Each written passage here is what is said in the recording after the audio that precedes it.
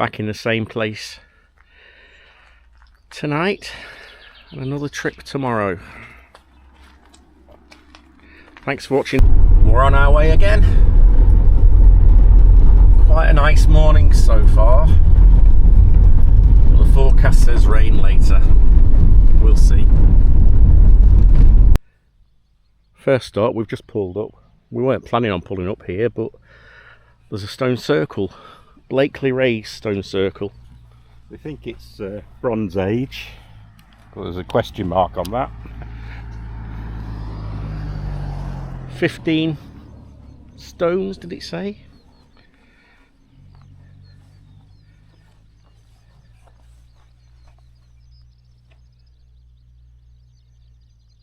Yeah.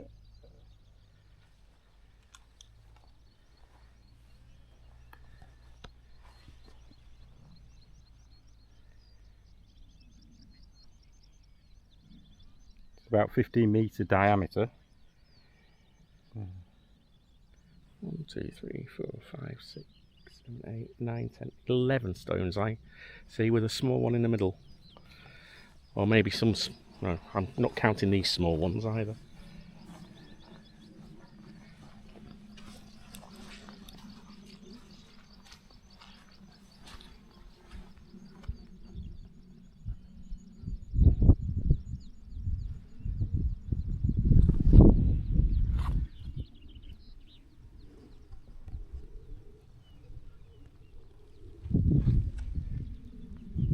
Idyllic view though. It is, isn't it? We could have taken the direct route on A roads to our next destination, but decided, didn't we, to...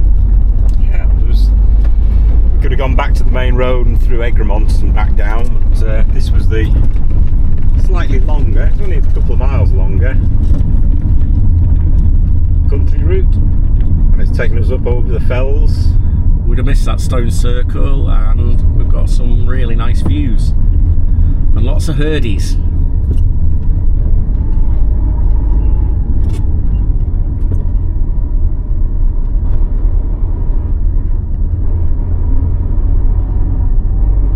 They were the outliers.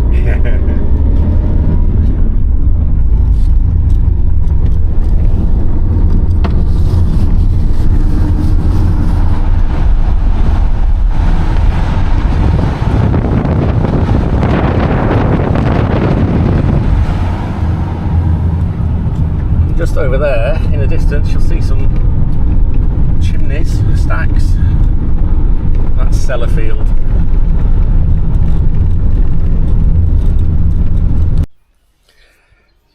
We've only had 1 cup of tea or 1 cup of coffee today, so we're starting with coffee and breakfast. And we come to the Boot Inn, because we're actually going to be doing a couple of things in Boot. But it's a pub. You know, he collects milk bottles. You know, he collects skulls.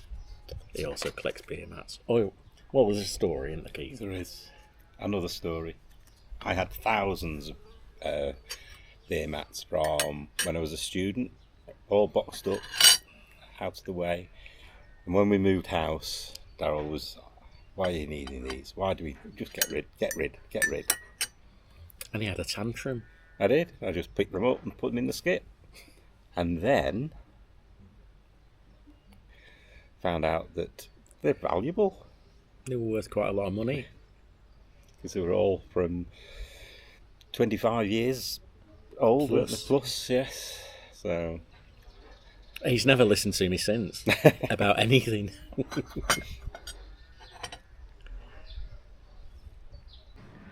We're in the small village of Boot, which is more of Hamlet really, because it's not very big at all, is it? No. But look at this, there's still a telephone in a telephone box, unheard of. With cobwebs. They're saying that the permanent population of Boot is between 10 and 15. So there's not many people at all. But that goes up during the summer months to between 90 and 120 when the pub's full and the bed and breakfasts and the holiday cottages. I think that's probably what a lot of the houses are now, holiday cottages, because I'm sure, sadly, Like anywhere. people won't be able to afford to buy here. Very pretty though. But the reason we're here is to come to Eskdale Mill. You might see over there, there's a water wheel. I'm going to have a look round.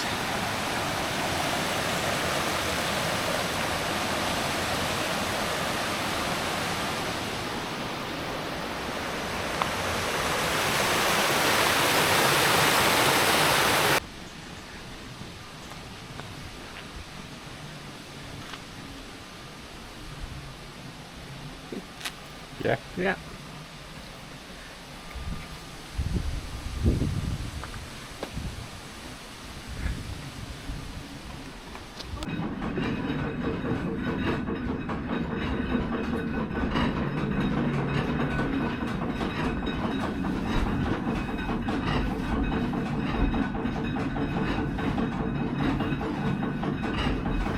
Welcome. Have you been to visit the mill before? No. No, but we've been watching YouTube videos. Oh, have you? We've seen you on YouTube, yeah. Oh, And you're going to be again. Oh gosh.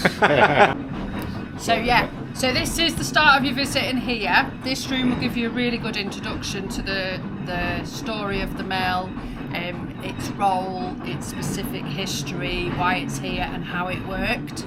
It all dates back to the 1500s, so you do get a sense of that as you're walking about.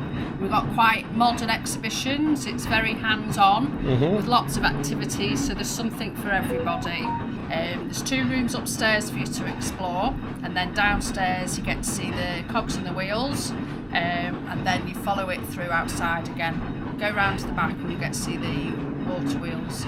There's 3 in all. You may have already seen our hydroelectric wheel. That's a modern water wheel. There's the 2 original wheels that are driving the equipment that you can hear. So you'll get to see those as well. So this is a history of all the names of the mill owners and the millers and workers and managers, going back to the 1500s.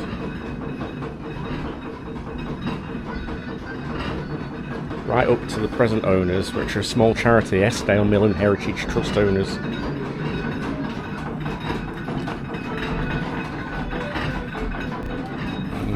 Photograph here of the last miller of Eskdale Mill, Ned Bibby, who died in 1937.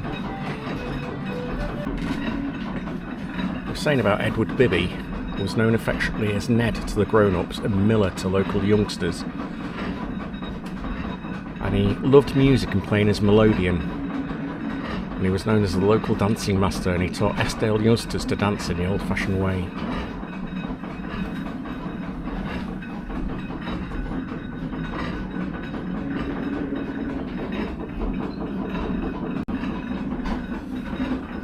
This was his hat, and down here is his melodeon.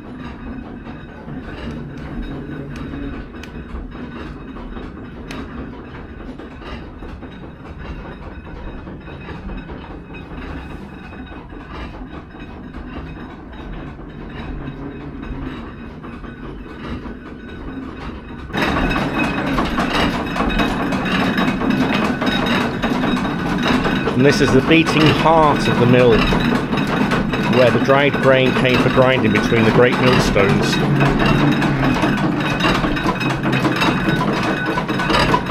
There's the millstones.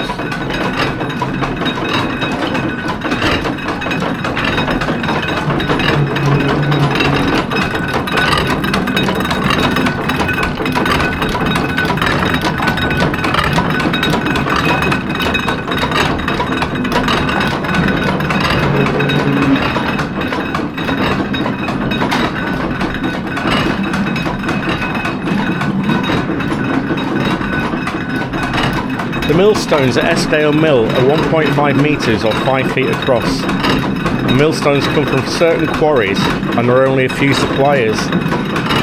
And many of the millstones were made from coarse millstone grit from the Peak District, which we know very well. And they were well suited for grinding oats and barley. And then there are also some German culling stones here. Eskdale Mill had some unusual volcanic millstones from Cologne, Germany. They were installed in the 1700s or 1800s to grind fine wheat flour.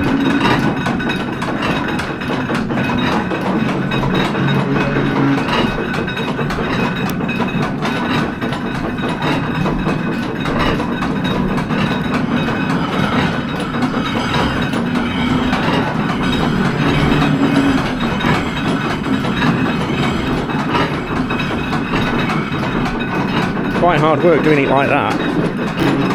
Go and get a closer look at the millstone.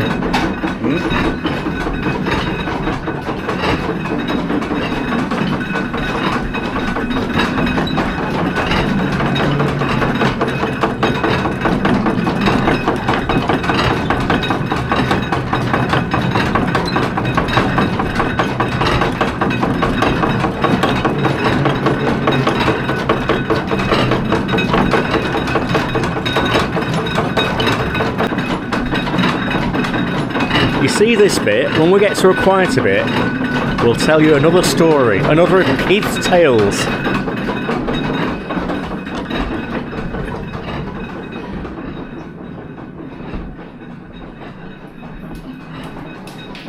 When I used to work in a flour mill, when I first started work, there was the trapdoor as the sacks went up, and we used to go up to the top of the mill on those, just get on the foot in the rope and just go up through those trapdoors. So, Health and safety? yeah. They would have had a field day these days.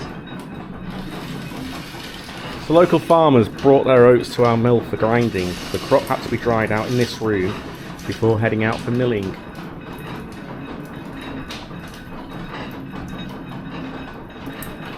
They used to burn peat underneath here to warm the plates to dry the corn or oats.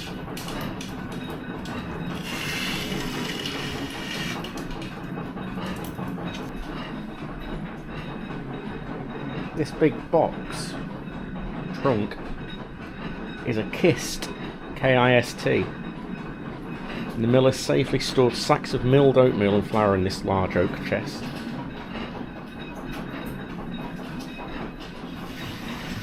And here we have the different things. Oats, barley,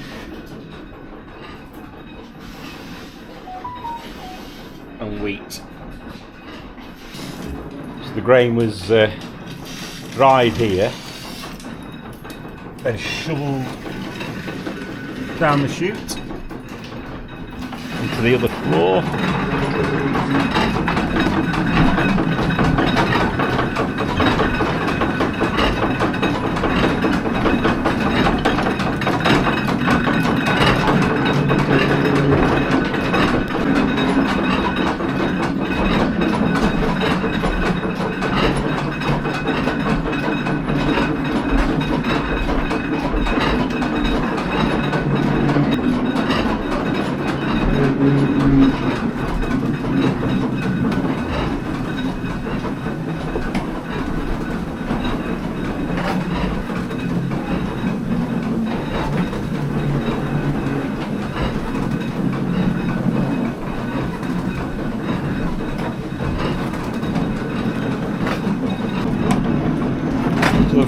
The ground flour or grains came out of the chutes that you can see there from the millstones.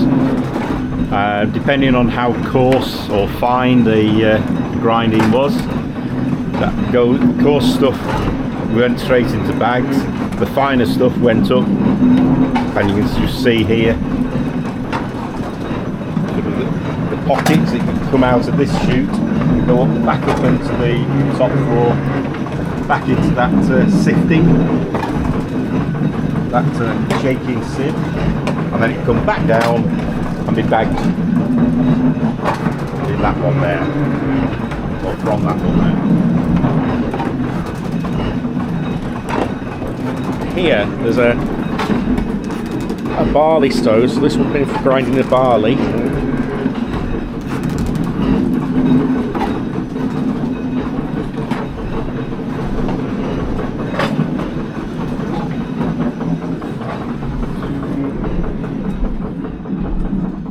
This is where they fed the peat into the fire to dry the From where we were, yeah, upstairs. upstairs.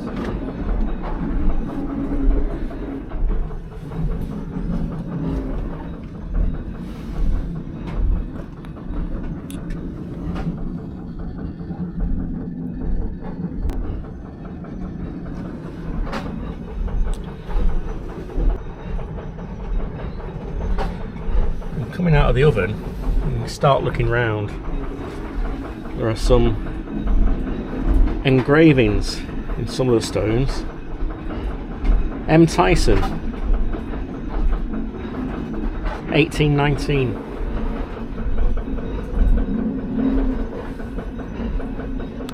We think the mill's been in Eskdale for at least 700 years, since the 13th century. And the mill buildings, or the mill building we're standing in today, dates from the 18th and 19th centuries. One day someone might find its medieval foundations. They also think this mill was once used to wash or full cloth. Fulling is a process that removes impurities from raw wool and makes it thicker. Bracken, which grows in large amounts on the fells above, was burned to make a natural washing solution. Cloth was hung out to dry in a field called the Tentergarth behind the mill cottage. Heading outside now. And this was the old cow shed.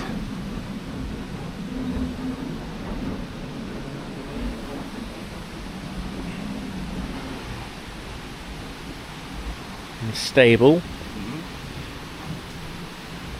The old pack horse bridge that we've just walked over.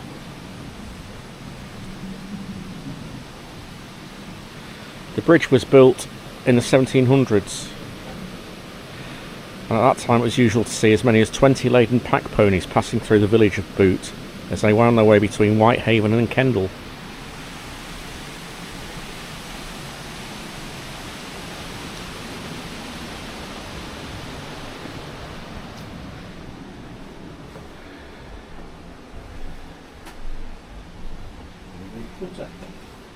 And a mangle.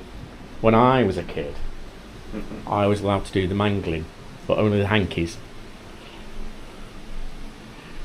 When I was a kid, we used to have one of these as a water tub in the garden. Oh, you didn't do your washing in it? No. So this was the bakehouse, where the miller made flatbread or oat cakes from ground flour and meal. And the local name for an unleavened oat cake was haverbread. The word haver, or haver, comes from the Old Norse word for oats. And it appears in local names, place names, and may tell us where oats were once grown. So Danish, Norwegian and Swedish was havre, Faroese was havri, and Icelandic was hafri.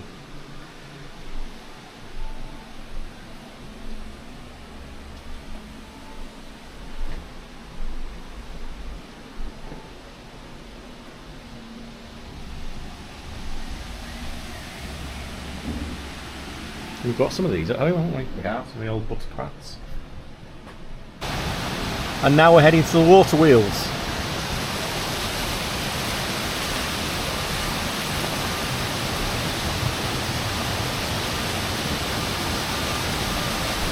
There's two here that drive the machinery. That's where the old ones would have been. There's a new one over that side, which he said was a Hydroelectric, which powers the mill now, or powers the electricity for the mill now. The mill's powered by water from the Willen Beck. Water's taken off the beck along a stone-lined channel or mill race, and they control the flow of water by opening and closing simple hatches or sluice gates.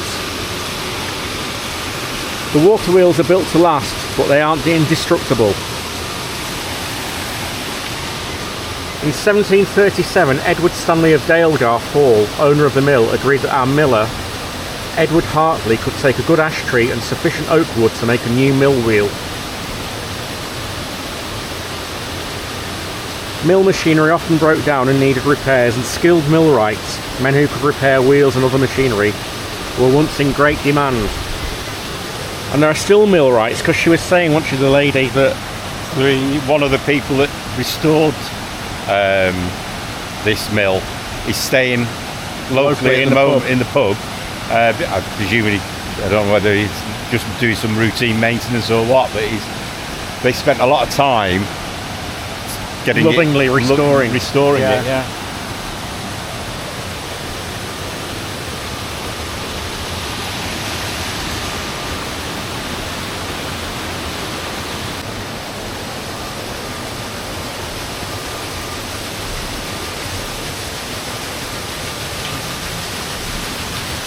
So you can see the mill wheel turning going into where we've just come out of. It's there.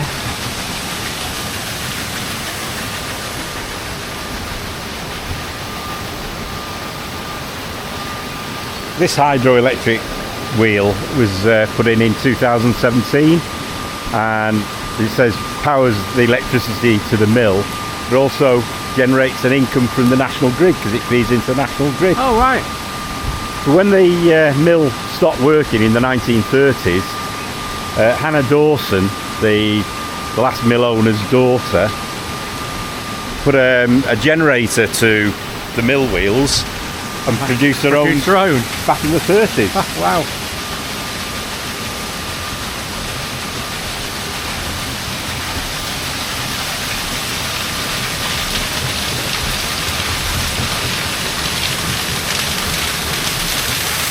You know which mill wheels, water wheels these are? No, Overshots. because the water goes Over and shoots out. fills it, pushes it down that way. And if it's going the other way, it's an undershot. Have you read that, or is that because you were a teacher? No, I know that. Isn't he clever?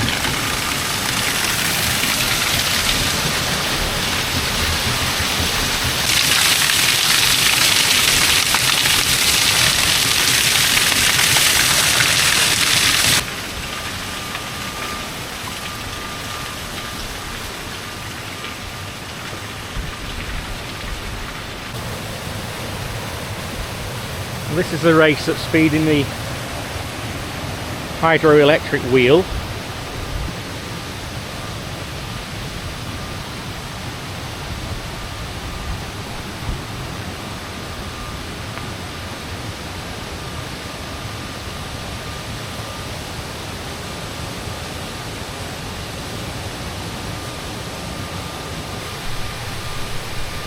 And then if we go over the other side, we'll see the race for the actual mill wheels,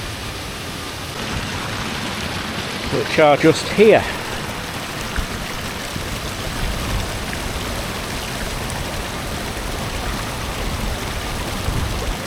That's impressive, isn't it? So the beck's coming down and it's siphoned off or diverted down this race to the mill. And over on the other side, it goes in that direction to feed the hydroelectric wheel. No, it's not, that was a lie. Did I get it wrong? You did. This race here and this sluice controlled both down to the mill and also down to the hydroelectric. Yeah, there's two gates, aren't there? Yeah. So this is just the beck all the way down.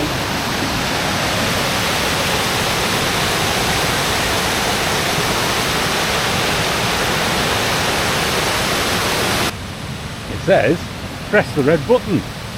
But you're told never to press a red button. Set the alarms off. Yeah, but I reckon I'll never do as I'm told, so you tell me.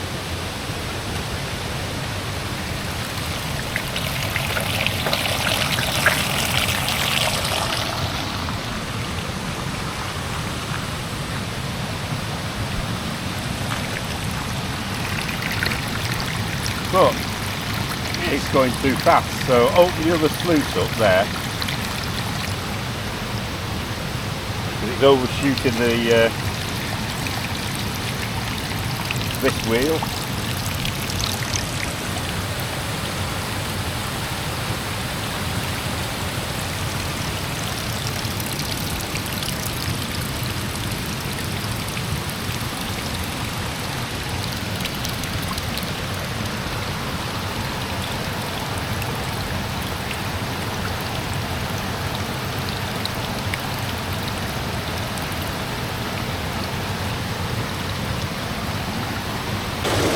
You've just seen the demonstration on the sluice wheels, sluice gates rather.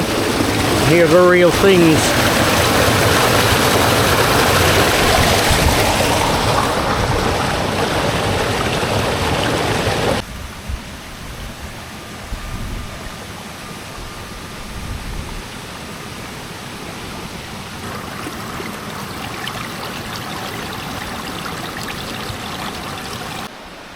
So we're just going back over the Packhorse Bridge.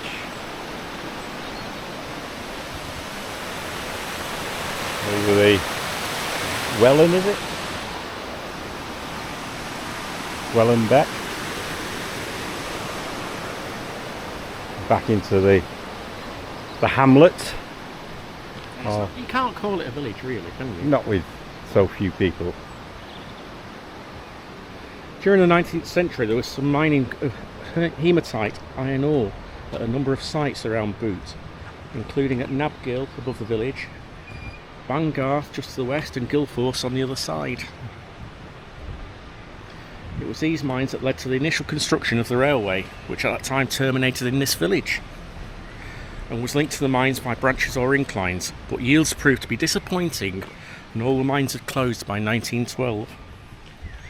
Besides the surviving railway, some traces of the mines and connecting railways can be found if you look for them.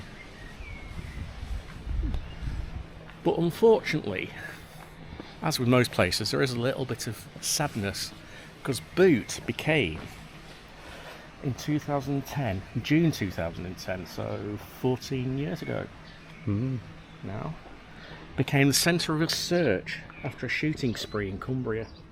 The killer was a 52-year-old. He was a taxi driver called Derek Bird, and he was found dead in the woodlands just near Boot after a 5-hour manhunt. He killed 12 people and injured 11 others. And that's where we saw the memorial. In yesterday's or last week's videos, it'll be when you see it. Yeah. At Eskdale. Yeah. So that's Boot. Let's carry on.